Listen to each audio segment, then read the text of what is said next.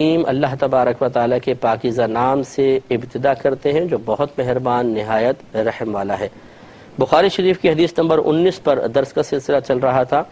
اس کا آخری حصہ لیتے ہیں، پھر انشاءاللہ دوسری حدیث کی طرف آتے ہیں کہ نبی کریم صلی اللہ علیہ وسلم نے صحابہ کرام سے ارشاد فرمایا کہ ان اتقاکم واعلمکم باللہ انا،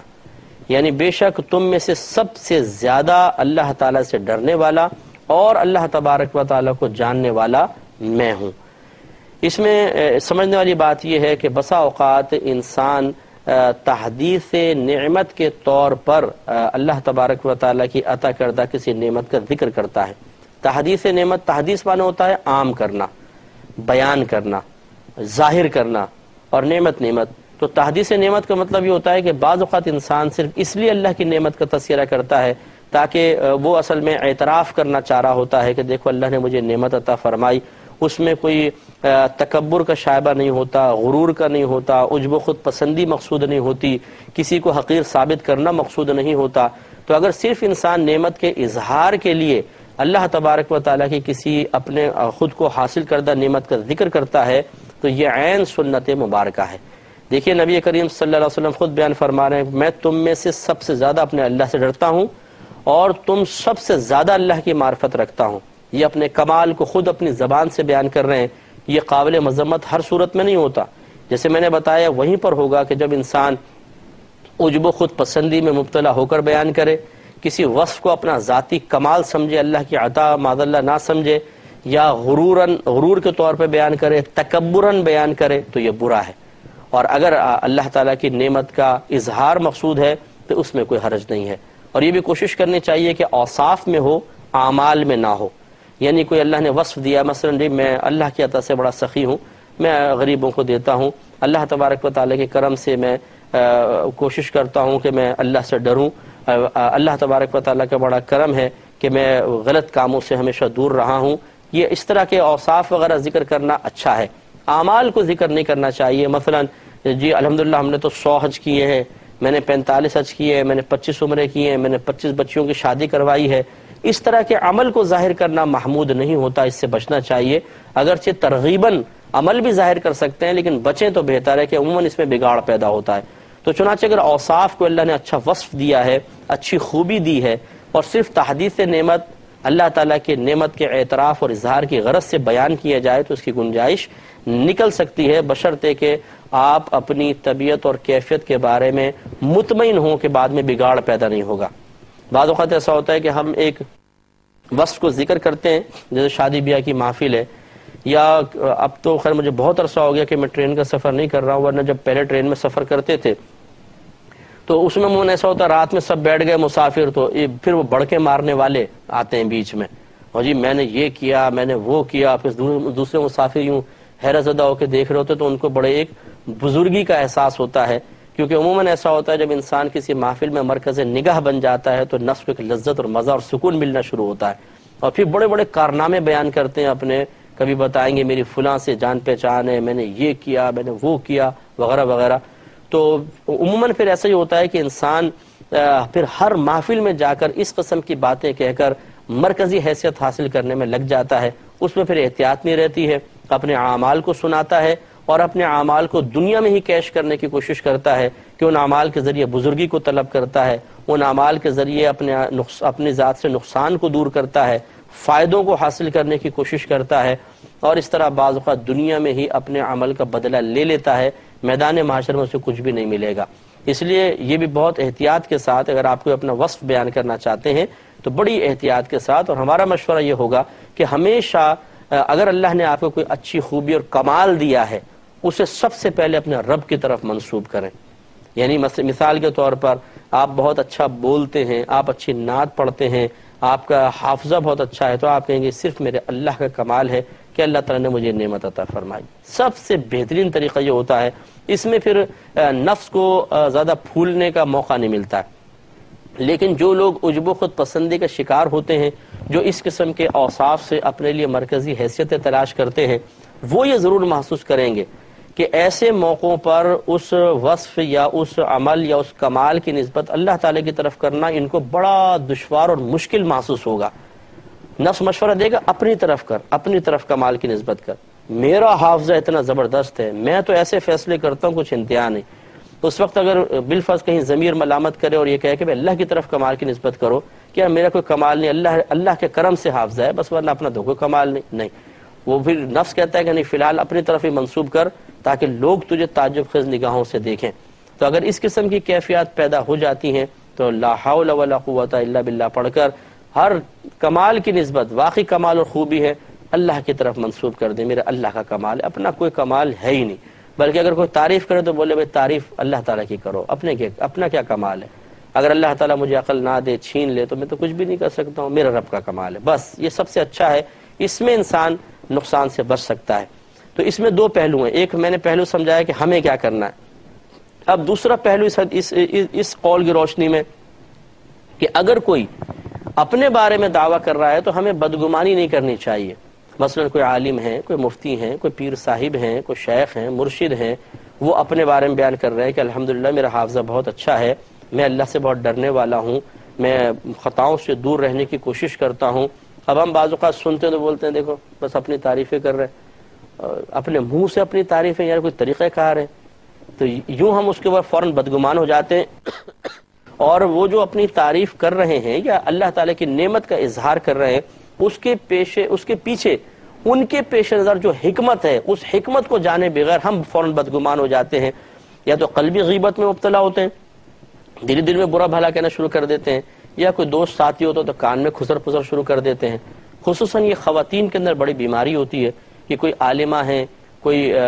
تقریر مقررہ ہیں، تقریر کرنے والی ہیں، ان کے پاس گئی ہیں تقریر سننے، انہوں نے کوئی ایسا جملہ بول دیا تو فوراً بس شروع ہو جائیں گی. ویسے ہی ایک تو یہ دوپٹے وٹے منہ میں لے لیتی ہیں، پتہ نہیں چلتا کہ کون بول رہا ہے، کہاں سے بول رہا ہے، اور پھر فوراً اپنے پڑوسن کو فوراً بتائیں گی، دیکھو سن بول کیا رہی ہے،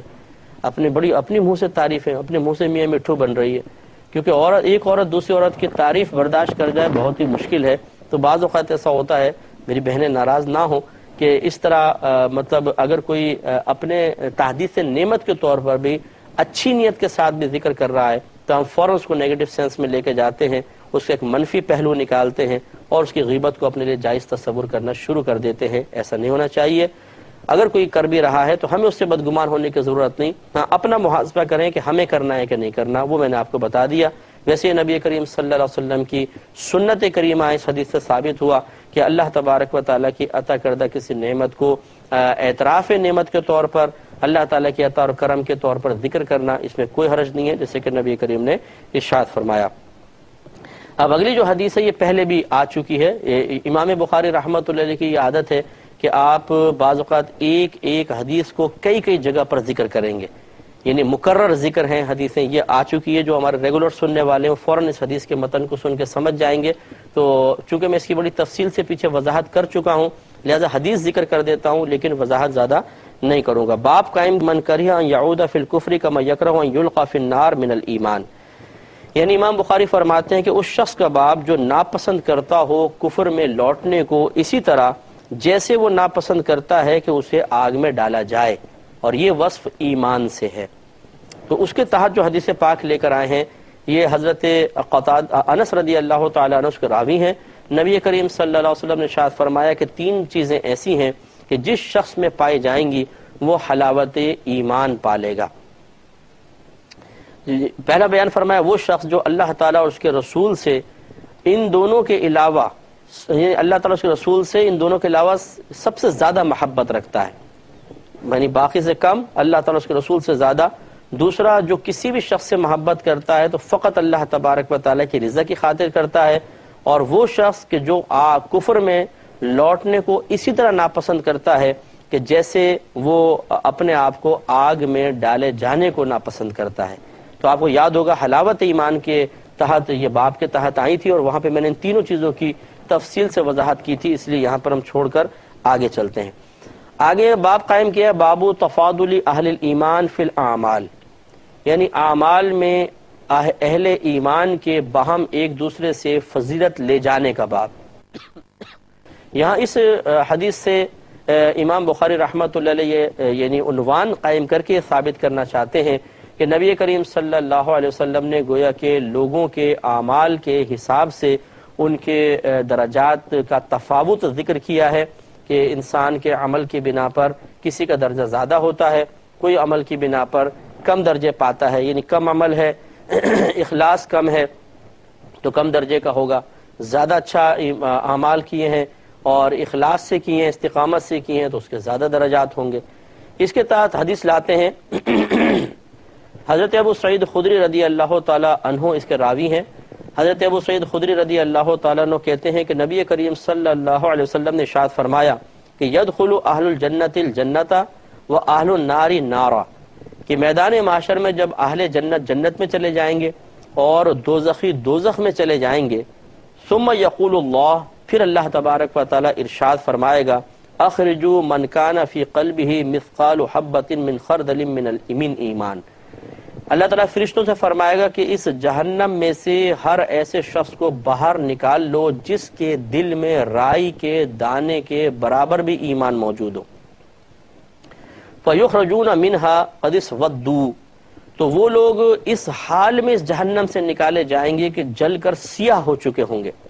فَيُلْقَوْنَ فِي نَهْرِ الْحَيَاءِ أَوِ الْحَيَاةِ، اور پھر ان کو نہر حیا میں یا نہر حیات میں ڈالا جائے گا۔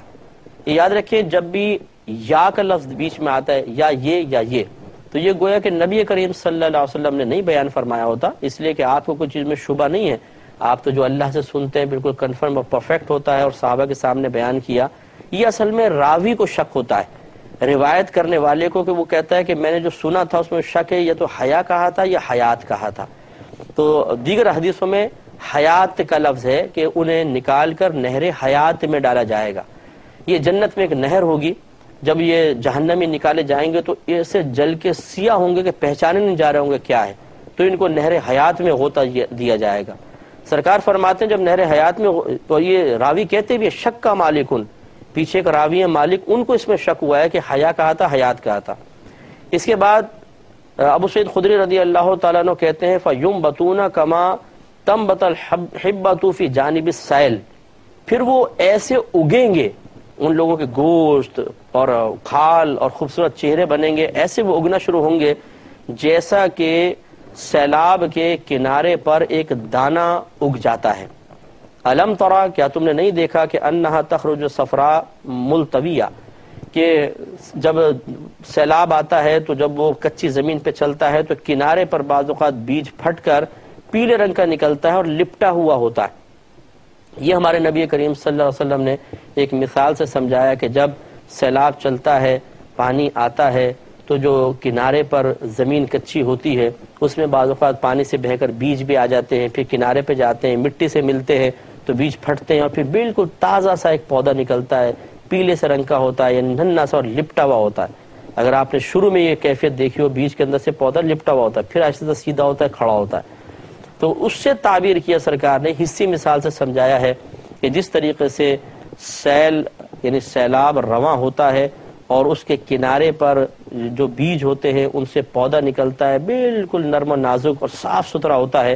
اگ جاتا ہے، اسی طریقے سے یہ لوگ ہوں گے کہ کالے سیاہ ہوں گے، لیکن جب ان کو نہر حیات میں غوطہ زن کیا جائے گا تو ان کے اعضاء اگ جائیں گے، جتنے جلے ہوئے ہوں گے، ہاتھ صاف ستھرے ہو جائیں گے، کھال آ جائے گی، گوشت پورا واپس آ جائے گا، خوبصورت آنکھیں، بال، سب کچھ صحیح ہو جائے گا اور یہ جنت میں رہیں گے۔ چنانچہ اس حدیث پاک پر بھی غور کریں، اور یہ گویا کہ امام غزالی امام بخاری رحمۃ اللہ علیہ نے ثابت فرمایا کہ اعمال دیکھیں مختلف ہوں گے، کسی کے اعمال اچھے ہوں گے تو وہ ڈائریکٹ جنت میں جائے گا، کسی کے اعمال کم ہوں گے تو پہلے جہنم میں جائے گا لیکن اس کے بعد جنت میں آ جائے گا۔ اس کا مطلب یہ ہوا کہ اہل ایمان اپنے اعمال کے حساب سے باہم تفاضل رکھیں گے، یعنی کوئی کسی کو کسی پہ فضیلت حاصل ہوگی اور کوئی کسی سے حقیر و کمتر ہوگا۔ اب اس میں دیکھیں اللہ تبارک و تعالیٰ کی رحمت کا عظیم بیان ہے کہ جب بہت سے لوگ جہنم میں ڈال دیے جائیں گے جو اپنے اعمال کی بنا پر جہنم میں چلے جائیں گے لیکن ایمان موجود ہوگا، تو اللہ تعالیٰ فرشتوں سے فرمائے گا کہ جس کے دل میں رائی کے دانے کے برابر بھی ایمان موجود ہے اس کو باہر نکال کے لے آؤ۔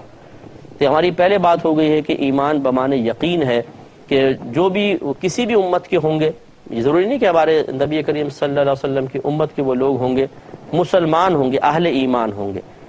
ان کے دل میں اگر تھوڑا سا بھی یقین ہوگا اللہ تبارک و تعالیٰ کا، آخرت کا، یعنی جو ان کے نبی تعلیم لے کر آئے اس کا یقین موجود ہوگا، چاہے بڑا کمزور سا ہی کیوں نہ ہو، لیکن ان کا ایمان ضائع نہیں ہوا تھا، تو اللہ تبارک و تعالیٰ فرمائے گا کہ ایسے معمولی ایمان والے کو بھی نکال لو، کیونکہ اہل ایمان سے اللہ تعالیٰ نے جنت کا وعدہ فرمایا ہے۔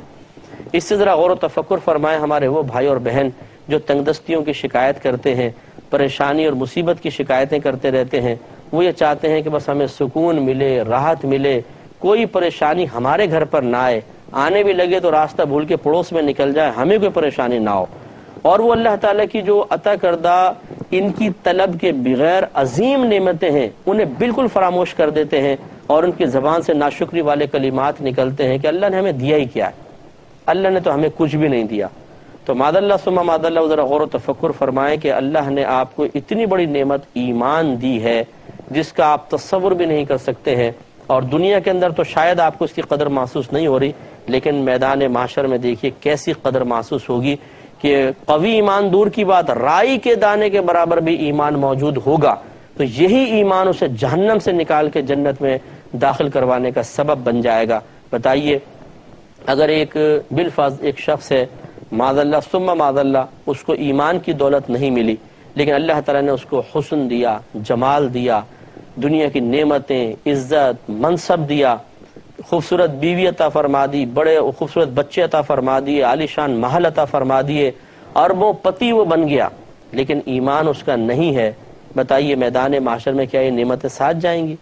اور پھر جب وہ ہمیشہ ہمیشہ ہمیشہ ہمیشہ کے لیے جہنم میں جل رہا ہوگا اور اس کی چیخیں سننے کو مل رہی ہوں گی، اس کا رنگ سیاہ پڑ چکا ہوگا اور اس کو روزانہ 6000 بار اس کی کھال جل جل کے بدل رہی ہوگی، اور اس کو جہنمیوں کا خون اور پیپ پلایا جائے گا، اور اس کو ایسا اٹکنے والا کھانا کھلایا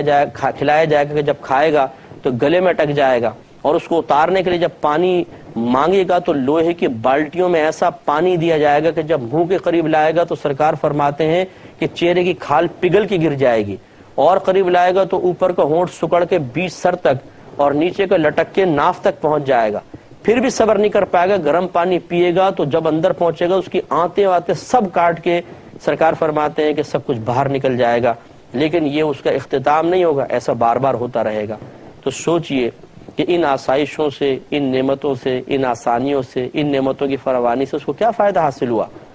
اس کے برعکس اگر ہم بالفرض دنیا میں تھوڑا تنگ دستی سے گزارا کرتے بھی ہیں تو یہ تو ہے ہی جیل خانہ۔